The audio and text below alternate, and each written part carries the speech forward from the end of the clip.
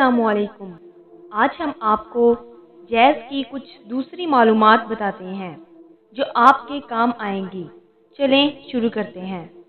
अगर आप अपने किसी दोस्त या अपने ही किसी जैज़ नंबर पर अपना लोड मुंतकिल करना चाहते हैं तो आपको लिखना पड़ेगा। दोस्त का 0 के बगैर पूरा नंबर लिखें, जैसे कि *100*92। दोस्त का पूरा नंबर *50#। तो पैसे मुंतकिल हो जाएंगे 5 रुपए के चार्ज पर।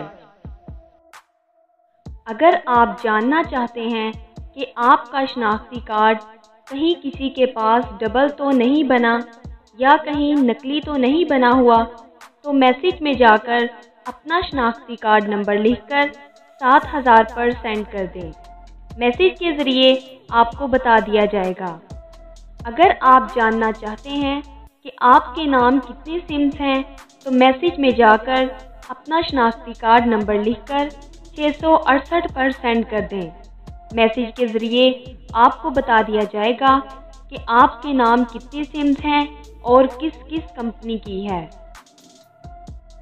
अगर आप जानना चाहते हैं कि नादरा के पास आपके घर के कितने अफराद की लिस्ट है, तो मैसेज में अपना शनाख्ती कार्ड नंबर लिखें और 8009 पर सेंड कर दें।